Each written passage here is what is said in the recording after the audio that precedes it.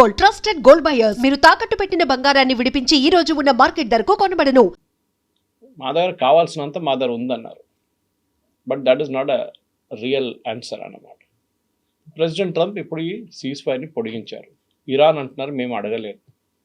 At the same time America blockade చేస్తున్నారు Gulf of ఒమాన్లో, Arabian సీలో మా ships మీద దాడి చేస్తున్నారు, మా షిప్స్ని క్యాప్చర్ చేస్తున్నారు. సో మేము ఈ సీజ్ ఫైర్ని అంగీకరించాము. అమెరికానే we will not allow straight of Hormuz to be open.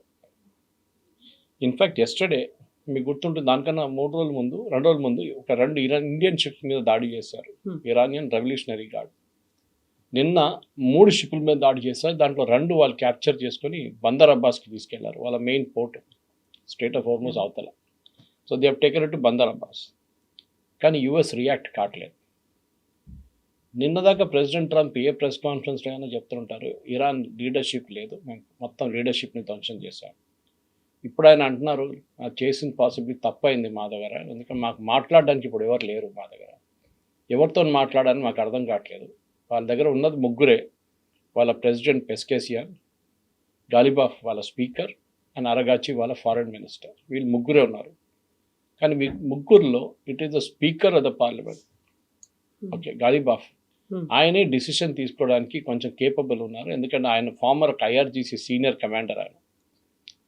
కానీ ఆయన కూడా they have to check with IRGC. So ఇరాన్లో ఏం జరిగిందంటే అక్కడున్న రిలీజియస్ లీడర్స్ని ఐఆర్జీసీ పక్కన పెట్టి ఐఆర్జీసీ హస్ టేకన్ ఓవర్. దీనికన్నా ముందు కూడా మనం ఈ యుద్ధం మొదలైనప్పుడు ఫస్ట్ సెకండ్ వీక్లో ఐఆర్జీసీ స్ట్రక్చర్ గురించి మాట్లాడాం. 1979లో ఇరానియన్ రెవల్యూషన్ జరిగినప్పుడు అప్పుడున్న ఇరానియన్ ఆర్మీ, ఇప్పుడు కూడా ఉన్నారు వాళ్ళు, ఆల్మోస్ట్ 6 లక్షల మంది ఉన్నారు. ఇరానియన్ ఆర్మీకి ట్రైనింగ్ ఇచ్చిందంతా యుఎస్ చాలా సంవత్సరాల నుంచి. షా ఆఫ్ ఇరాన్ ఉన్నారు అప్పుడు, రజా పేల్వి. ట్రైనింగ్ మొత్తం యుఎస్ ఇస్తున్నారు, యుఎస్ ఆర్మీ. సో ఖొమేనీకి డౌట్ ఉండే, ఈ యుఎస్ ఆర్మీ ట్రైనింగ్ ఇచ్చిన ఇరానియన్ ఆర్మీ మా మీద రేపు ఒక కూ చేసేస్తారు, మమ్మల్ని తీసి పక్కన పడేస్తారు, మమ్మల్ని చంపేస్తారు కావాలంటే. ఖొమేనీకి ఒక డౌట్ ఉండే. ఆయన ఒక కొత్త ఆర్మీని రేస్ చేసిండు, that is IRGC, Iran revolutionary guard corps. ఆ ఐఆర్జీసీలో 150,000 మంది ఉన్నారు. వాళ్ళతో పాటు కూడా మనం మాట్లాడడం దేనికన్నా ముందు బసీజ్ అని చెప్పి వాళ్ళ దగ్గర ఒక పారామిలిటరీ ఫోర్స్ ఉంటుంది. వాళ్ళు మోటార్ సైకిల్ మీద తిరుగుతారు. ఎవరైనా మహిళలు హిజాబ్ కరెక్ట్గా వేసుకోలేదంటే వారిని చంపేస్తారు. ఎవరైనా ఇండిపెండెంట్గా రోడ్డు మీద నడుస్తున్నా అంటే వాళ్ళని కూడా కొడతారు, అన్నీ చేస్తారు వాళ్ళు. They are like a moral brigade అన్నమాట ఐఆర్జీసీ కోసం. సో ఈ ఐఆర్జీసీకి ఆయుధాలు కానీ, లేటెస్ట్ వెపనరీ కానీ, లేటెస్ట్ టెక్నాలజీ అంతా ఇచ్చారు ఇరానియన్ రెజీమ్. అదే టైంలో ఇరానియన్ ఆర్మీకి ఇవ్వలేదు. ఇరానియన్ ఆర్మీ అనేది 40 నుంచి 50% మంది, ఆల్మోస్ట్ హాఫ్ కాన్స్క్రిప్ట్స్ అంటారు మనం. అది ఫోర్సిబుల్లీ మీరు రోడ్ మీద నడుస్తుంటే మిమ్మల్ని పట్టుకుపోయి ఆర్మీలో వేసేస్తారు. Okay, forcible. ఇది మన సెకండ్ వరల్డ్ వార్ కూడా నడిచింది, ఫోర్సిబుల్ కన్స్క్రిప్షన్. అది తర్వాత మనం చూసాం యూక్రెయిన్లో కూడా ఉండే కొంచెం మటుకు. రష్యాలో జరిగిందంటున్నా తెలియదు, కానీ మన వైపు నుంచి కొంత ఇండియన్స్ తీసుకెళ్ళి అక్కడ ఆర్మీలో జాయిన్ చెప్పి కొంతమంది చనిపోయారు కూడా.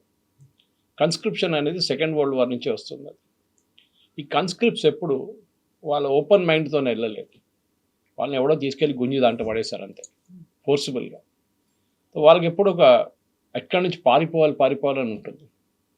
సో ఇరానియన్ ఆర్మీలో ఇప్పుడున్న చాలా మటుకు కాన్స్క్రిప్ట్స్ వాళ్ళ వైపు నుంచి వచ్చిన 2-3 సంవత్సరాలుగా ఇరానియన్ ఆర్మీలో ఉన్నారనుకోండి, వాళ్ళు బహుశా ఇప్పుడు పారిపోతారు. ఇరానియన్ రెవల్యూషనరీ గార్డ్స్లో కూడా 30% మంది కాన్స్క్రిప్ట్స్ ఉన్నారు. కానీ వీళ్ళు రిక్రూట్ చేసేటప్పుడు, and I was hearing this podcast నిన్న, ఒక ఫార్మర్ రెవల్యూషనరీ గార్డ్ కమాండర్తో ఒక ఇంటర్వ్యూ నేను ఉండే ఒక అరబ్ టెలివిజన్ షోలో ఇంగ్లీష్లో. ఆయన ఏమన్నారంటే, మేము కాన్స్క్రిప్ట్ని తీసుకుంటున్నప్పుడు లాయల్టీ లేని వాళ్ళు, అంటే ఏదో నన్ను ఫోర్స్ చేసిన కదా సరే వస్తానులే అని చెప్పి చేస్తున్న వాళ్ళని ఆర్మీకి పంపించేస్తాం. కానీ హార్డ్ కోర్ ఎస్ మనం ఇరాన్ కోసం పోరాటం చేస్తాం, మేము చేస్తాంలే అని చెప్పిన వాళ్ళని తీసుకెళ్ళి రెవల్యూషనరీ గార్డులు వేసేస్తున్నారు. ఇక్కడ 30% మంది ఉన్నారు, ఒక 40-50% మంది ఇరానియన్ ఆర్మీకి వెళ్ళారు. మిగతా 5-6% మంది బసీజ్లు వేసేస్తారు, వీళ్ళ పారామిలిటరీ ఫోర్స్. సో ఇది కాంపోజిషన్ వీళ్ళది. ఇది ఎందుకు చెప్తున్నా అంటే, ఇప్పుడు ప్రెసిడెంట్ ట్రంప్, అమెరికాలో ఉన్న అందరు అనలిస్ట్ ఏమంటున్నారంటే, ఇరాన్లో ఒక స్ప్లిట్ జరిగింది. వాళ్ళ రూలింగ్ ఎలీట్లో ఒక స్ప్లిట్ ఉంది. ఒకవైపు పొలిటీషియన్స్, ఒకవైపు ఐఆర్జీసీ, ఇంకొక వైపు ఒక ముల్లాలు ఉండే రిలీజియస్ లీడర్స్. కానీ వాళ్ళని ఇప్పుడు మొత్తం పక్కన పెట్టేశారు. ఎవరు ఇవాళ దాకా ముస్తఫా ఖొమేనీని చూడలేదు. ఆయన ఎక్కడున్నాడో తెలియదు. ద లేటెస్ట్ రన్నింగ్ జోక్ అని చెప్పలేము, కానీ అది నిజం కూడా ఉండొచ్చు. ప్రెసిడెంట్ ట్రంప్ అసీం మునీర్ దగ్గర చెప్పారంట, నువ్వు వెళ్ళి ముస్తఫా ఖొమేనీని కలిసి ఆయనతో మాట్లాడి కాంటాక్ట్ చేసే. అది మా అందరికి తెలిసిందే. ముస్తఫా ఖొమేనీ ఎవరు ఇవాళ దాకా చూడలేదు. Nobody has seen him, nobody has talked to him. ఉన్నాడా లేదా తెలియదు. రెండో పార్ట్ ఉండొచ్చు. ఆయన ఎక్కడున్నారని తెలిసిపోతే, లొకేషన్ తెలిసిపోతుంది, అమెరికన్స్ మళ్ళీ ఇంకొక బాంబు కొట్టి ఆయన కూడా ఫినిష్ చేసేద్దాం. ఇది ఇట్లా ఉంటే ఇప్పుడు అమెరికాలో కూడా అమెరికన్ సెక్యూరిటీ ఆఫీషియల్స్, వాళ్ళ ఇంటెలిజెన్స్ ఆఫీషియల్స్ కూడా అందరు ఏదంటున్నారంటే, ఇప్పుడు ఐఆర్జీసీ టోటల్ కమాండ్లో ఉన్నారు. ఇక్కడ వాళ్ళ ఫార్మర్ కుద్స్ ఫోర్స్ అని వాళ్ళ వైపు ఒక ఫోర్స్ ఉండే, ఒక కుద్ ఫోర్స్, QUDS. కుడ్ ఫోర్స్ వాళ్ళ కమాండర్ ఇప్పుడు ఐఆర్జీసీ కమాండర్గా వచ్చారంట కొత్తగా. ఆయన ఈ నిర్ణయాలన్నీ తీసుకుంటున్నాడు, ఈ షిప్స్ని సీజ్ చేయడం అంతా. ఎందుకంటే ఐఆర్జీసీ స్ట్రక్చర్ చాలా మటుకు డీసెంట్రలైజ్ స్ట్రక్చర్. దానికోసం వాళ్ళు ఇన్ని రోజులు పోరాటం చేయగలరు. వాళ్ళు సెంట్రల్ ఫోర్స్ ఉంటే, మీరు సెంట్రల్ ఫోర్స్ని కొట్టేస్తే మొత్తం ఆపరేషన్స్ అంతా ఆగిపోతుంది. కానీ వీళ్ళ దగ్గర ఉన్న 38 జిల్లాలు అని చెప్పొచ్చు ఇరాన్లో. ప్రతి జిల్లాకు ఒక కమాండర్ పెట్టేసి వాళ్ళ కింద ఆయుధాలు, ట్రైనింగ్, పర్సనల్, డబ్బులు కావాలంటే డబ్బులు అన్నీ ఇచ్చారు వాళ్ళకి. సో వాళ్ళు ఇవాళ దాకా that is why they are able to stay. మీకు గుర్తుంటుంది, ట్రంప్ ఎప్పుడు చెప్తుంటారు వాళ్ళకి నేవీ లేదు, ఎయిర్ ఫోర్స్ లేదు, ఆర్మీ లేదు, లీడర్ లేవు అని. ఈ ఇండియన్ షిప్స్ మీద కొట్టింది కూడా Iranian gun boats. That mean they are active. Navy ఉంది వాళ్ళకి. అది అటువైపు నిన్న కొట్టిన 2 షిప్ మీద కూడా ఇరానియన్ గన్ బోట్స్ చేశారు. అండ్ ప్రెస్ స్టేట్మెంట్లో చాలా క్లియర్గా ఐఆర్జీసీ చెప్తున్నారు, ఇరానియన్ నేవీ అని చెప్తున్నారు కావాలని చెప్పి. సో నేవీ ఉందా అంటే ఎస్, నేవీ ఈజ్ దేర్. అది ఎవరు నడిపిస్తున్నారో తెలియదు. యుఎస్ ఎందుకు ఏం చేయకుండా కూర్చున్నారు ఈ షిప్స్ మీద దాడి చేస్తున్నప్పుడు? Why is US not protecting the ships? అదొక పెద్ద ప్రశ్నగా మారిపోయింది. బహుశా American president Donald Trump idea ఏంటంటే, దీని నుంచి ఎట్లైనా బయటపడాలి. ఆయన చాలా రోజులు ట్రై చేస్తున్నారు, కాట్లేదు. అసీం మునీర్ ఒక డబుల్ గేమ్ ఆడారని చెప్పి ఇవాళ పొద్దున ఇరానియన్ ఒఫీషియల్ స్టేట్ మీడియాలో ఒక స్టేట్మెంట్ వచ్చింది. చాలా డేంజరస్ యాక్చువల్లీ అసీం మునీర్కి. నెక్స్ట్ టైం ఇరాన్కి వెళ్తే ఆయన బహుశా అక్కడి నుంచి వాళ్ళు మాయం చేసేస్తారు ఆయన్ని. అసీం మునీర్కి వీళ్ళు కొన్ని పాయింట్స్ ఇచ్చారంట. మీకు గుర్తుంటుంది, ప్రెసిడెంట్ ట్రంప్ చెప్పారు, ఇరానియన్ లీడర్షిప్ ఒక అసీం మునీర్ అడిగారు సీజ్ ఫైర్ కావాలండి, నేను ఇరానియన్ లీడర్షిప్ని కన్విన్స్ చేసి ఒక ఆర్మీని, ఈ పొలిటీషియన్స్ ఇద్దరు కూర్చోబెట్టి ఒక కామన్ లిస్ట్ ఆఫ్ డిమాండ్స్ మీకు తీసుకొస్తాను. Actually list of demands already వెళ్ళిందంట.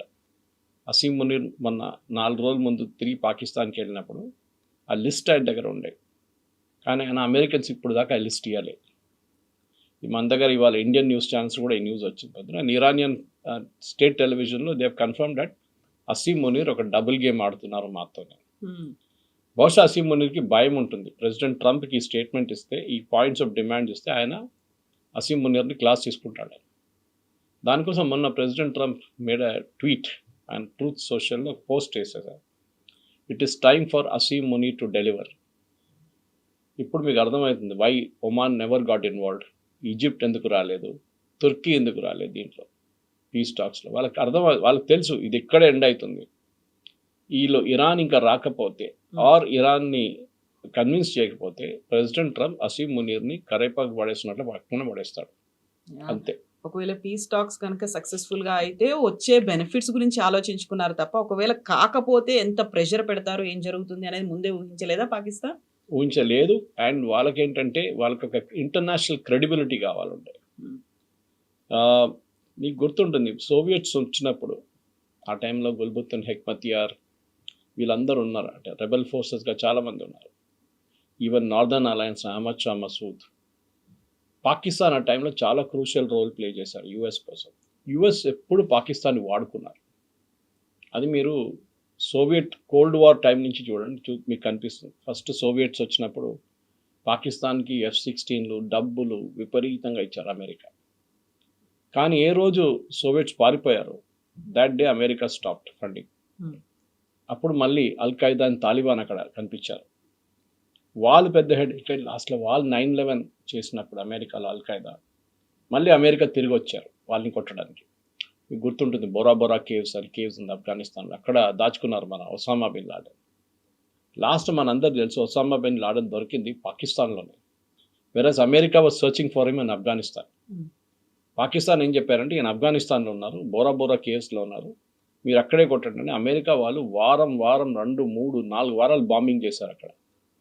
కానీ ఒసామా బిన్ లాడెన్ అక్కడ లేరు. పాకిస్తాన్లో ఉన్న ఇంటెలిజెన్స్ ఏజెన్సీస్ ISI ఆయన్ని అటోబాబాద్కి తీసుకొచ్చారు, పాకిస్తాన్కి తీసుకొచ్చి ఒక సేఫ్ హౌస్లో పెట్టారు ఎవరికి తెలియకుండా.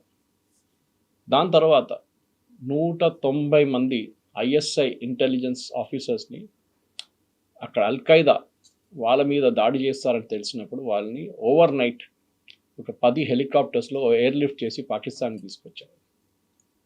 అది ఎందుకంటే వాళ్ళు అక్కడ ఉంటే వాళ్ళని డెఫినెట్గా చంపేస్తారు. సో పాకిస్తాన్ రోల్, అమెరికా ఎప్పుడు పాకిస్తాన్ని వాడుకున్నారు, ఇది మనం పర్వేజ్ ముషర్రఫ్ స్టేట్మెంట్లో మీకు తెలుసు. జియాల్ హక్తోని పాకిస్తాన్ ఆర్మీ చీఫ్తోని అమెరికాకి చాలా మంచి రిలేషన్షిప్ ఉంది. కానీ ఏ రోజు జియాల్ హక్ అమెరికా వ్యతిరేకంగా తిరిగాడో నెక్స్ట్ వీక్ ఆయన పెషావర్ నుంచి ఇస్లామాబాద్కి వస్తున్న ఒక ఎయిర్క్రాఫ్ట్లో CIA వాళ్ళకు పెద్ద బాంబు పెట్టారు. మామిడికాయలు తీసుకొస్తున్న దాంట్లో మామిడికాయలతో సహా ఒక బాంబు పెట్టారు. The case of exploding mangoes అని చెప్పి చాలా ఫేమస్ ఒక బుక్ ఉంది దాని మీద. సో అమెరికా ఒక పాలసీ ఉంది, ఎప్పుడైనా పాకిస్తాన్ ఆర్మీని వాడుకుంటారు, దాని తర్వాత వాళ్ళని పక్కన పడేస్తారు. దానికోసం తాలిబాన్ వచ్చిన తర్వాత, అల్ఖైదా ఎలిమినేట్ అయిన తర్వాత, నేటోతోని US పారిపోయిన తర్వాత పాకిస్తాన్కి డబ్బులు ఇవ్వలేదు లాస్ట్ 10 సంవత్సరాల్లో. The started from president Trump first term, దానికన్నా ముందు ఒబామా టైం నుంచి స్టార్ట్ అయ్యాయి. ఒబామా, ప్రెసిడెంట్ ట్రంప్, బైడెన్, మళ్ళీ ప్రెసిడెంట్ ట్రంప్. ఇప్పుడు ప్రెసిడెంట్ ట్రంప్ సెకండ్ టర్మ్లో వచ్చినప్పుడు పాకిస్తాన్కి డబ్బులు ఇవ్వడం మొదలుపెట్టారు. ఈవెన్ వాళ్ళ F-16 దానికి సాఫ్ట్వేర్ అప్గ్రేడ్ కూడా లేకుండా దాన్ని అప్గ్రేడ్ చేయడానికి $160 మిలియన్ ఒక అగ్రిమెంట్ చేశారు అమెరికా. పాకిస్తాన్ అన్నారు మా దగ్గర డబ్బులు లేదంటే నో ప్రాబ్లం, మేము మీకు లోన్గా ఇస్తామని లోన్ ఇచ్చి అమెరికా దాన్ని రిపేర్ చేస్తున్నారు 5 F-16 ఎయిర్క్రాఫ్ట్. దాంట్లో ఒక 2-3 F-16 తీసుకెళ్ళి ఇప్పుడు సౌదీ అరేబియాలో వేసేసారు Pakistan. So Pakistan army history ఎందుకు చెప్తున్నా అంటే ఇప్పుడు ఈ డబుల్ క్రాసింగ్ గేమ్ నడుస్తుంది చూడండి, ఇది కొత్తదేం కాదు. మనం అనుకుంటాం అసీం మునీర్ ఏదో పెద్ద పని చేస్తున్నారు కాదు, they are playing this game from a long time. Shehbaz షరీఫ్ని వాడట్లేదు ఫుల్ టైం, అసీం మునీర్ని వాడతారు, పర్వేజ్ ముషర్రఫ్ని వాడారు, దానికన్నా ముందు జియాల్ హక్ని వాడారు. 71లో కూడా యుద్ధం టైంలో కూడా మనం చూసాం పాకిస్తాన్ ఎట్లా ఏం చేశారని. ఆ టైంలో కూడా US పాకిస్తాన్ సపోర్ట్ చేసి వాళ్ళ 5th ఫ్లీట్, US 5th ఫ్లీట్ని తీసుకొచ్చి they put it in Bangladesh, was it 7th fleet, 7th ఫ్లీట్ని తీసుకొచ్చి బంగ్లాదేశ్లో పెట్టారు. హెన్రీ కిస్సింజర్ అప్పుడు వాళ్ళ ఫారిన్ సెక్రటరీ. కానీ అప్పుడు మనకు సోవియట్స్ వచ్చి హెల్ప్ చేశారు. సోవియట్స్ వాళ్ళ సబ్మెరీన్ తీసుకొచ్చి చిట్టగాంగ్ దగ్గర పెట్టారు బంగ్లాదేశ్లో. సో అమెరికన్స్ రాలేకపోయారు. సో ఎప్పుడు పాకిస్తాన్ ఆర్మీని వాడుకుంటారు, ఇదొక హిస్టరీ ఉంది. మేము చాలా డెప్త్గా ఉన్న సబ్జెక్ట్ ఇది, మాట్లాడితే మనకి ఒక గంట సేపు మాట్లాడదు దీని గురించి. స్పెసిఫిక్స్ ఉన్నాయి మీకు. నేను బొరా బొరా కేవ్స్ ఒక ఎగ్జాంపుల్ ఇచ్చాను, కానీ చాలా మటుకు అహ్మద్ షా మసూద్ని చంపిన దాంట్లో ISI రోల్ ఉందని అందరికి తెలుసు. Because Ahmad Shah Masood was considered చాలా క్లోజ్, ఇండియాతో చాలా క్లోజ్ అని వాళ్ళకి తెలుసు. ఈ 9/11 జరిగే ఇన్ఫర్మేషన్ అహ్మద్ షా మసూద్ దగ్గర ఉండే. ఆయన ఒక సిరియన్ టెలివిజన్ ఛానల్కి, న్యూస్ ఛానల్కి ఇంటర్వ్యూ ఇచ్చారు దీని గురించి మాట్లాడడానికి. వాళ్ళు ఏం చేశారంటే అదే కెమెరా లోపల ఒక మిసైల్ పెట్టుకొని అహ్మద్ షా మసూద్ని చంపారు. మీకు గుర్తుంటుంది ఆ కేసు. సో పాకిస్తాన్ హిస్టరీ అట్లా ఉంది. ఇప్పుడు ఇరాన్తో ఎందుకు వెళ్ళారంటే, ఒకటి అసీం మునీర్ అండ్ కాసిం సులేమానీ, దీనికన్నా ముందు కూడా చెప్పాను, వెరీ క్లోజ్ ఉండేవాళ్ళు. మన IRGC చీఫ్, వారిని అమెరికా ఫినిష్ చేసేసారు ఫస్ట్ ట్రంప్ టర్మ్లో. ఇప్పుడు కూడా చాలా క్లోజ్. IRGC కూడా ఆయన వాడుకున్నారు. ఎందుకంటే మెయిన్లీ పాకిస్తాన్ దగ్గర ఉన్న న్యూక్లియర్ టెక్నాలజీని చాలా మటుకు, ఎస్పెషలీ ఎన్రిచ్మెంట్ టెక్నాలజీని ఇరాన్ పాకిస్తాన్ దగ్గర నుంచి తీసుకున్నారు. ఇరాన్ మీద చాలా మటుకు ఆంక్షలు పెట్టారు. దానికి Iran has done. Today morning ఇంకొక న్యూస్ వచ్చింది ఇంట్రెస్టింగ్గా. పాకిస్తాన్ నుంచి ఉన్న ఒక రెబెల్ గ్రూప్ ఒకటి ఉంది, ఇరాన్ వ్యతిరేకంగా ఎప్పుడు వాళ్ళు అటాక్ చేస్తూనే ఉంటారు. మీకు గుర్తుంటుంది 8 నెలల ముందు పాకిస్తాన్ ఇరాన్ ఒక చిన్న లిమిటెడ్ వార్ జరిగింది 3 రోజులకి. పాకిస్తాన్ ఇరాన్లో ఉన్న కొంతమంది రెబెల్స్ మీద దాడి చేశారు. ఇరాన్ ఏం చేశారు, వాళ్ళ ఎయిర్క్రాఫ్ట్ తీసుకొచ్చి పాకిస్తాన్ వైపు ఉన్న కొంతమంది రెబెల్స్ మీద దాడి చేశారు. ఇది బలూచిస్తాన్ ఏరియాలో మెయిన్లీ అన్నమాట. నిన్న జరిగింది మళ్ళీ అదే. ఇరాన్ దాడి చేశారు. నేను ఇమాజిన్ ఈ యుద్ధం నడుస్తున్నప్పుడు ఇరాన్ మిగతా దేశాల మీద బాంబు వేస్తే నిన్న పాకిస్తాన్ మీద బాంబు వేశారు నిన్న. అండ్ పాకిస్తాన్ పీస్ టాక్స్ కోసం ఒక ప్లాట్ఫామ్ ని ప్రొవైడ్ చేస్తోంది. అది కాదు, ఇంటర్నేషనల్ మీడియాలో except for few American channels మిగతా ఎవ్వరు ఈవెన్ ఇండియాలో కూడా కవర్ చేయలేదు. దట్ ఇరానియన్ గవర్నమెంట్ వాళ్ళక రెబెల్ గ్రూప్ మీద, పాకిస్తాన్లో ఉన్న రెబెల్ గ్రూప్ మీద, ఇరానియన్ సోల్జర్స్ మీద దాడి చేస్తున్నారని చెప్పి, ఇరానియన్ గవర్నమెంట్ అసెట్స్ మీద దాడి చేస్తున్నారని చెప్పి, వాళ్ళు ఈస్టర్న్ ఇరాన్లో దాడి చేశారని చెప్పి, పాకిస్తాన్లో ఉన్న వెస్టర్న్ ఫ్రంట్లో బలూచిస్తాన్ వైపు వాళ్ళు నిన్న బాంబ్ చేశారు. ఇట్స్ అ బిగ్ న్యూస్, కానీ ఎక్కడ రాలేదు. ఎనీవే, ఇప్పుడు ప్రాబ్లం ఎక్కడ వచ్చిందంటే ప్రెసిడెంట్ ట్రంప్కి ఈ యుద్ధం ఆపాలంటే ఒకటి ఇరాన్ ఒక సాలిడ్ ప్రపోజల్ తీసుకురావాలి. అది రాదు, ఎందుకంటే మన అందరు తెలిసిందే మెయిన్ స్టిక్కింగ్ పాయింట్ దాంట్లో యురేనియం. స్ట్రైట్ ఆఫ్ హార్మోస్ పెద్ద ప్రాబ్లం కాదు, ఒకసారి అమెరికా బ్లాకేడ్ లిఫ్ట్ చేస్తే ఇరాన్ కూడా బ్లాకేడ్ లిఫ్ట్ చేసేస్తారు. ప్రాబ్లం ఏంటంటే ఇది మెయిన్గా యురేనియం గురించే ఉంటుంది. యురేనియం మనకు అందరు తెలిసిందే, ప్రెసిడెంట్ ఒబామా టైంలో జేసీపీ అగ్రిమెంట్లో 20 సంవత్సరాలని చెప్పారు. లాస్ట్ 10 సంవత్సరాలకి, దట్ ఈస్ ఫ్రమ్ 2015 to 2025 వీళ్ళు యురేనియం 3.67% ఎన్రిచ్మెంట్ కన్నా కింద ఉంచుకుంటారని ఒక సంతకం ఒప్పందం చేశారు.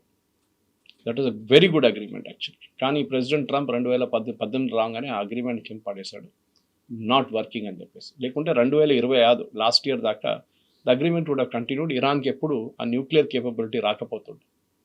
కానీ మూమెంట్ ప్రెసిడెంట్ ట్రంప్ ఈ డాక్యుమెంట్ కింద పడేశారు 2018లో, ఇరాన్ స్టార్టెడ్ ఇంక్రీజింగ్ ఎన్రిచ్మెంట్. మన అందరు తెలిసింది enrichment after 20% is weapons grade, super weapons grade, extremely good 90% తర్వాత.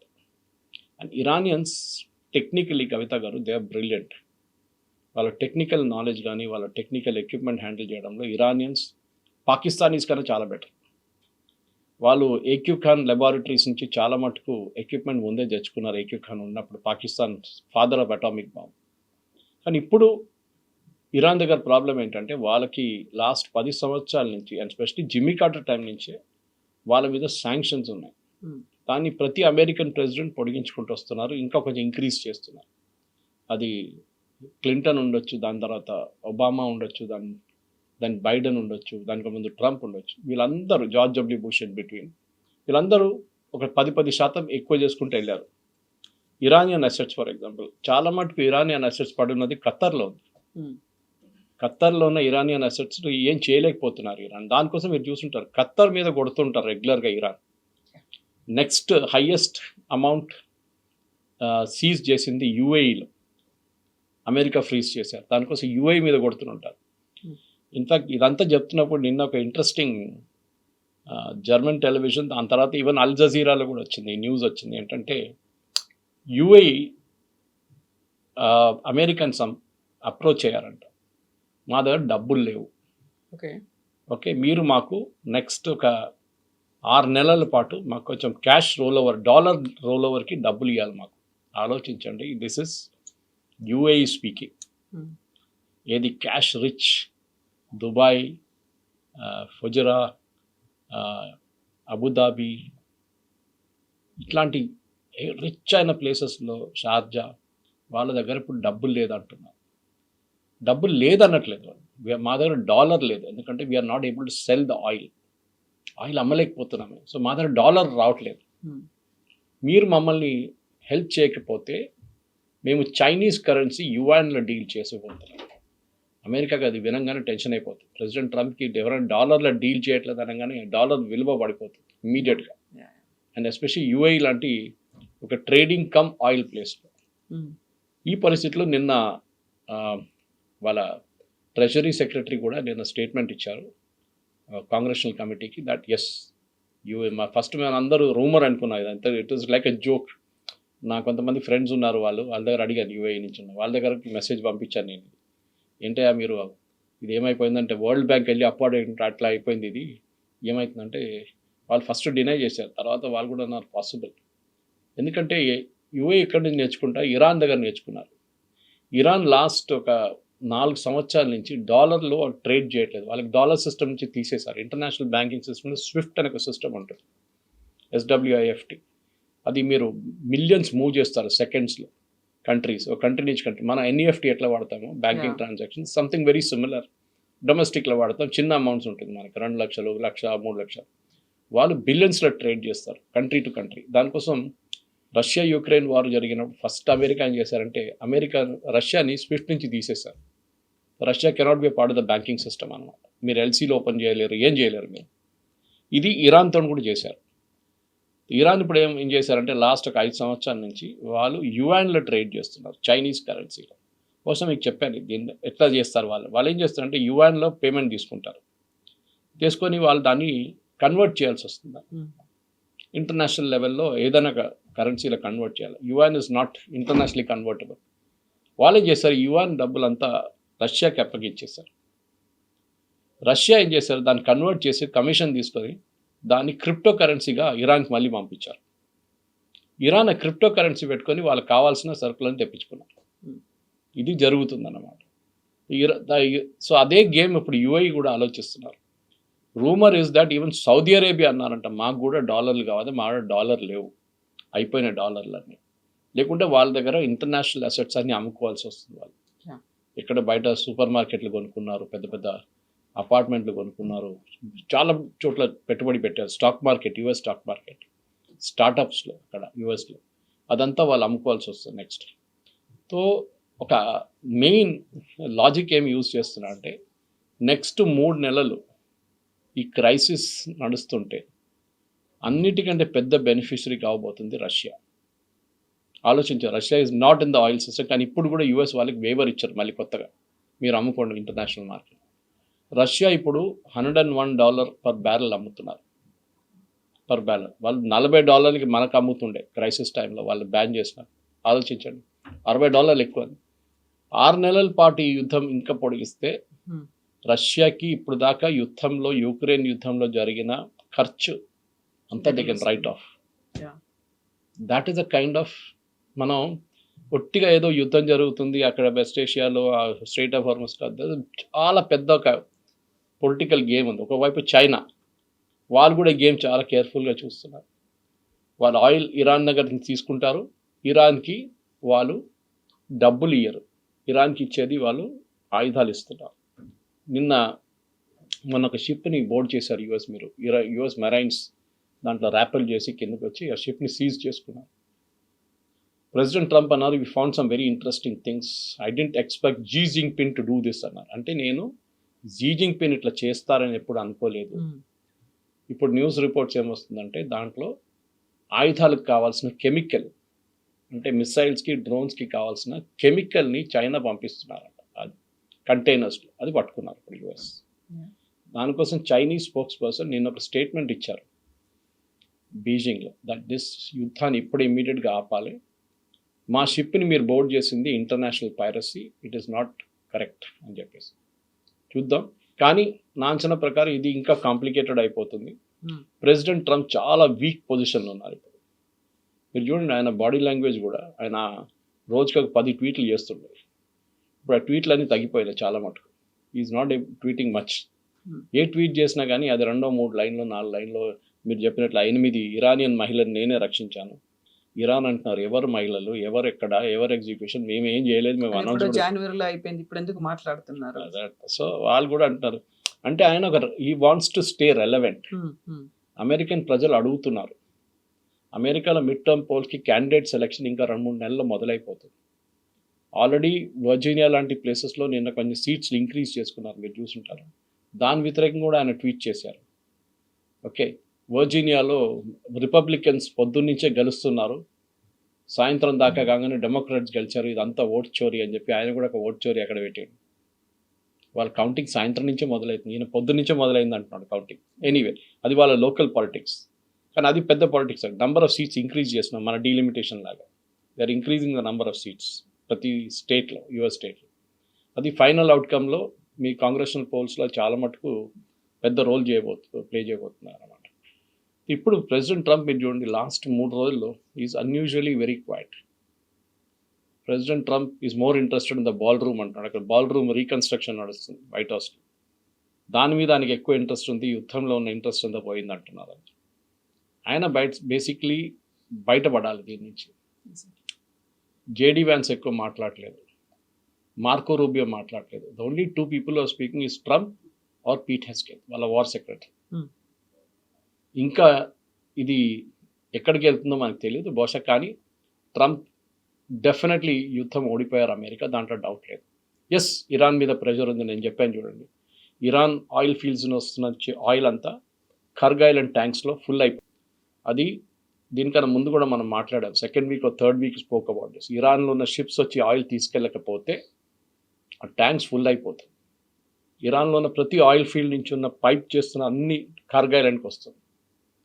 ఇది ఫుల్ అయిపోతే ట్యాంక్ బ్యాక్ ఫ్లో మొదలవుతుంది. అంటే ఇదే క్రూడ్ ఆయిల్ మళ్ళీ రిటర్న్ పైపులకి వెళ్ళిపోతుంది, ఆ పైప్ నుంచి మళ్ళీ వెల్కి వెళ్ళిపోతుంది. అప్పుడు వెల్ మొత్తం డ్యామేజ్ అయిపోతుంది, ప్రెషర్ ఎక్కువై ఎక్స్ప్లోడ్ కూడా కావచ్చు, మట్టి కూడా మొత్తం దాని లోపల పడిపోతుంది. That well cannot be used again. Possibly నేను అనుకుంటాను ప్రెసిడెంట్ ట్రంప్ గేమ్ ఇది. ఇంకో 2-3 రోజుల్లో ట్యాంక్స్ ఆర్ ఫుల్, ఈ బ్యాక్ ఫ్లో మొదలైతే ఇరాన్ డెఫినెట్గా ఏదో ఒక ప్రపోజల్ తీసుకొస్తారు ట్రంప్ దగ్గర. కాకపోతే ఇంకొక ఆప్షన్ ఉంది, which is a very dangerous option. Iran ఏం చేస్తారంటే వాళ్ళ దగ్గర ఉన్న క్రూడ్ మొత్తం ఖర్గ్ ఐలాండ్ నుంచి ఓపెన్ చేసి పర్షియన్ గల్ఫ్లో పడేస్తారు. ఓషన్లోకి వెళ్ళిపోతుంది. It will damage the entire Persian Gulf, Strait of Hormuz, Arabian Sea దాకా, గల్ఫ్ ఆఫ్ ఒమాన్ నుంచి అరేబియన్ సీ దాకా దాని ఇంపాక్ట్ ఉంటుంది, ఎన్వైరన్మెంటల్ ఇంపాక్ట్ ఉంటుంది. సో అది ఒకటి గ్యాస్ వెల్స్ ప్రాబ్లం అయిపోతుంది ఖతార్ వైపు, ఇరాన్ వైపు ఉన్న గ్యాస్ వెల్స్ కూడా ఇంపాక్ట్ అవుతుంది. క్రూడ్ ఆయిల్ ఇంకో వైపు నుంచి పంపింగ్ బంద్ చేయాల్సి వస్తుంది. ఇది అప్పుడు చాలా డేంజరస్ అయిపోతుంది సిచ్యువేషన్. అది కాకూడదని మనం ప్రార్థిస్తుంది, ఎందుకంటే దాంతో అయితే దాన్ని it's become very very dangerous even for India. ఎన్విరాన్మెంట్కి ఎఫెక్ట్. Yes, definite. ఎన్వైరన్మెంట్ ఒకటే కాదు, environment first thing, that the first casualty. అది కాకుండా పంపింగ్ కూడా ఆగిపోతుంది చాలా మటుకు, చాలా ప్లేసెస్లో. It is like a floating, మీరు ఒక ఫ్యూయల్ ఫ్లోర్ మీద వేసేసి దాన్ని మంట పెట్టేస్తే it will catch fire. It is exactly like that, spread అవుతుంది. That is what will happen అన్నమాట.